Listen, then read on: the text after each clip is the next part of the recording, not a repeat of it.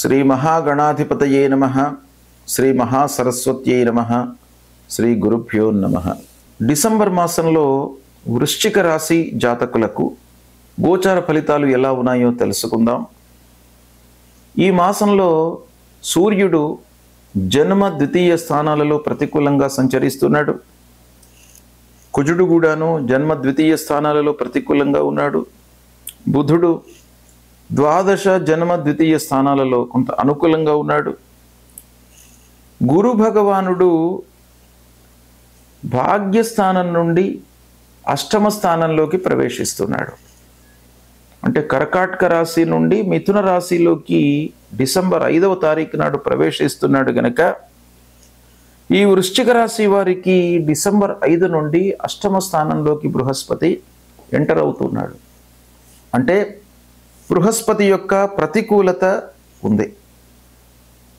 ఆ గురువు చాలా విషయాలపై ప్రభావాన్ని చూపిస్తాడు గనక కొంత జాగ్రత్తగా మనము నిర్ణయాలు తీసుకోవాలి. అష్టమ స్థానంలోకి ప్రవేశిస్తున్నాడు. శుక్రుడు జన్మ ద్వితీయ స్థానాలలో అనుకూలంగా ఉన్నాడు. శనేశ్వరుడు పంచమ స్థానంలో ప్రతికూలంగా ఉన్నాడు. రాహువు చతుర్థ స్థానంలో, కేతువు దశమ స్థానంలో ప్రవేశించారు. ఈ స్థానాలు ప్రతికూలంగా ఉంటాయి కాబట్టి ఓవరాల్గా మనం చూసినట్టయితే వృశ్చిక రాశి వారికి ఈ డిసెంబర్ మాసము సామాన్యంగా ఉండే అవకాశాలే ఎక్కువగా ఉన్నాయి. అంటే కొన్నింట అనుకూలత, కొన్ని విషయాలలో ప్రతికూలత, అలా ఉంటూ ఓవరాల్గా సామాన్యమైనటువంటి ఫలితాలను ఈ డిసెంబర్ మాసంలో మీరు పొందబోతున్నారు. అయితే ఎలాంటి ఫలితాలు ఉంటాయి అనే విషయాన్ని మనం చూసినట్టయితే కొత్త పరిచయాలు ఏర్పడతాయి. కొత్త పరిచయస్తులతో ఇబ్బందులు కనబడుతున్నాయి. అంటే స్నేహితులు, ఆత్మీయులు, బంధువులు, తర్వాత వీళ్ళే కాకుండా మీకు అనుకోకుండా కొత్త పరిచయస్తులు మీ జీవితంలోకి, మీ లైఫ్లోకి వచ్చే అవకాశాలు ఉన్నాయి. వారి ద్వారా కొన్ని ఇబ్బందులను మీరు ఎదుర్కోబోతున్నారు. వారి మూలకంగా ఖర్చులు, కాలయాపన, టైం వేస్ట్ కావడము, అనుకోకుండా ఏవో నిర్ణయాలు తీసుకోవడము, వాళ్ళ గైడెన్స్ మూలకంగా, వాళ్ళు చెప్పడం మూలకంగా, ఇలాంటి వాటితో మీకు కాలయాపన బాగా గోచరిస్తుంది. వ్యాపారము లాభసాటిగానే కొనసాగుతుంది. అయితే ఒక విషయం ఏంటంటే వ్యాపారం లోపల కూడాను మీకు ప్రారంభంలో అనుకూలత, మళ్ళీ మాసం మధ్యం లోపల స్థిరత్వంగా ఉంటూ మళ్ళీ మాసాంతం లోపల మీకు బాగా కలిసి వచ్చేటువంటి అవకాశాలు గోచరిస్తున్నాయి. అంటే ఓవరాల్గా వ్యాపారం అనుకూలిస్తుంది, వ్యాపారం లాభసాటిగానే కొనసాగుతుంది. ఇక ముఖ్యంగా పిల్లల చదువు విషయంలో మీరు కొంత జాగ్రత్తగా నిర్ణయాలు తీసుకోవాలి. ఈ డిసెంబర్ మాసంలో అష్టమ స్థానంలోకి ఎంటర్ అయ్యాడు బృహస్పతి. పిల్లల చదువు, పిల్లల విషయం లోపల వివాహాది శుభకార్య ప్రయత్నాలు, వీటిపైన ఈ గురువు యొక్క సంచారం బాగా ఎఫెక్ట్ ఇస్తుంది గనక పిల్లల చదువు విషయంలో మీరు తీసుకునేటువంటి నిర్ణయాలు జాగ్రత్తగా తీసుకోండి. అనుభవజ్ఞుల యొక్క సహాయ సహకారాలను పొందండి. మీకు అనుకూలమైనటువంటి ఫలితాలు ఉంటాయి. ఇంటి వాతావరణము సంతృప్తికరంగానే ఉంటుంది. బంధుమిత్రుల సహాయ సహకారాలు లభిస్తాయి. రాజకీయ, ప్రభుత్వ పనులలో ఆటంకాలు గోచరిస్తున్నాయి. ఉద్యోగస్తులకు ఆఫీసులో పనిభారం పెరుగుతుంది. అయినప్పటికీ సంతృప్తిగా స్వీకరించి నిర్ణీత సమయంలో మీరు పూర్తి చేసేటువంటి అవకాశాలు బాగా కనబడుతున్నాయి. కోర్టు కేసులలో అనుకూల ఫలితాలు ఉన్నాయి. ఈ మాసంలో చాలా రోజుల నుంచి పెండింగ్లో ఉన్నటువంటి కేసుల లోపల కూడాను కొంత కదలిక కనబడుతుంది. ఇక ఆరోగ్య విషయము సంతృప్తికరంగానే ఉంటుంది. అయినప్పటికీ పనిభారం పెరగడం మూలకంగా కొంత అలసట, మీకు శారీరకమైనటువంటి శ్రమ, ఇలాంటివి కూడాను ఒక పక్కన గోచరిస్తున్నాయి. అయితే కొన్ని పనులను మట్టుకు ఉల్లాసంతో చేపడతారు. వ్యాపారము ప్రారంభించేటువంటి ఆలోచన అయితే ఆర్థికపరమైనటువంటి ఇబ్బందుల మూలకంగా వాయిదా పడే అవకాశం కనబడుతుంది. చేతిలో ఉన్నటువంటి వ్యాపారం మట్టుకు లాభదాయకంగానే కొనసాగుతుంది. కుటుంబంలో పెద్దల యొక్క సహాయ సహకారాలు లభిస్తాయి. కళాకారులకు, సాహిత్యవేత్తలకు, రచయితలకు, పత్రికా రంగంలో ఉన్నటువంటి వారికి, మీడియా రంగంలో ఉన్నటువంటి వారికి, సాఫ్ట్వేర్ వృత్తిలో ఉన్నటువంటి వారికి కొన్ని కొత్త అవకాశాలు ఈ మాసంలో వచ్చే అవకాశం బాగా ఉంది. దాన్ని సద్వినియోగపరుచుకున్నట్టయితే కొన్ని కార్నర్స్ లోపల మీకు మంచి ఫలితాలు గోచరిస్తున్నాయి. ఇక ఈ మాసంలో ముఖ్యంగా మీరు తీసుకోవలసినటువంటి జాగ్రత్త ఏంటంటే, గురువు అష్టమ స్థానంలోకి ప్రవేశించాడు. డిసెంబర్ 5 నుండి 8వ స్థానంలోకి వచ్చాడు. కర్కాటకంలో నుండి మిథునంలోకి వచ్చాడు కాబట్టి మిథునము అష్టమ స్థానం అవుతుంది వృశ్చిక రాశి వారికి.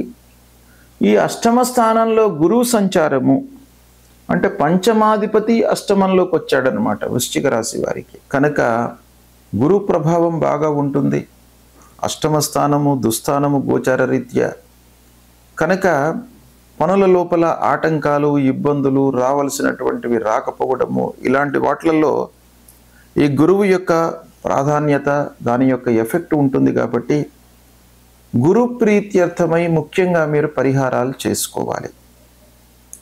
ఏం చేయాలి గురువు ప్రీత్యర్థమై అనంటే,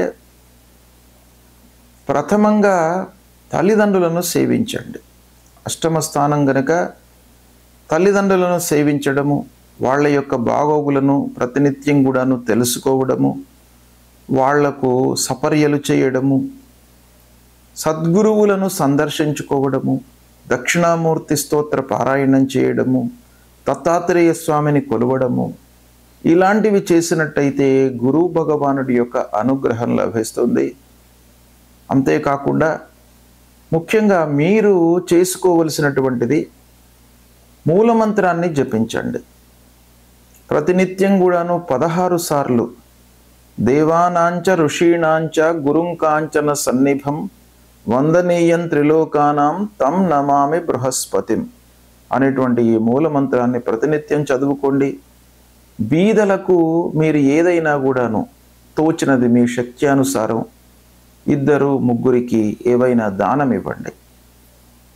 అంటే గురువు మనకు ముఖ్యంగా మీరు విద్యాదానం, చదువుకునేటువంటి విద్యార్థులకు పెన్ను కొనివ్వడము లేదా పుస్తకాలు కొనివ్వడము, ఇలాంటివి ఏవైనా మీరు చేయగలిగినట్టయితే ఆ గురు భగవానుడి యొక్క అనుగ్రహం లభిస్తుంది. ఇక అర్ధాష్టమ రాహువు, దశమ స్థానంలో కేతువు సంచరిస్తున్నారు. ఈ గ్రహాల ప్రీత్యర్థమయ్యి మూలమంత్రాన్ని జపించండి.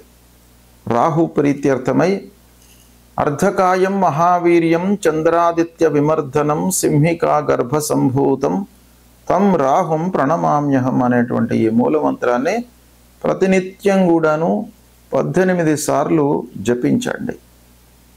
అమ్మవారి దేవాలయానికి వెళ్ళండి, దుర్గామాతను కొలవండి. ఇక కేతువు దశమ స్థానంలో ఉన్నాడు. దశమము కర్మస్థానం. మనం చేసేటువంటి పని పైననే మన రిజల్ట్ అనేటువంటిది ఆధారపడి ఉంటుంది.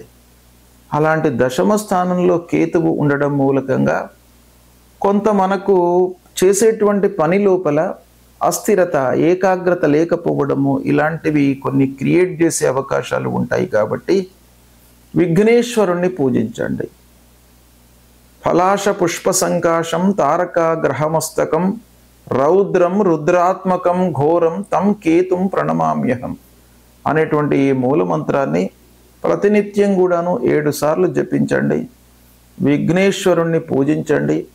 గణపతి దేవాలయానికి వెళ్ళండి. ఆ గణపతి యొక్క అనుగ్రహాన్ని పొందినట్టయితే మీకు ఈ విఘ్నాలు రాకుండా ఉంటాయి.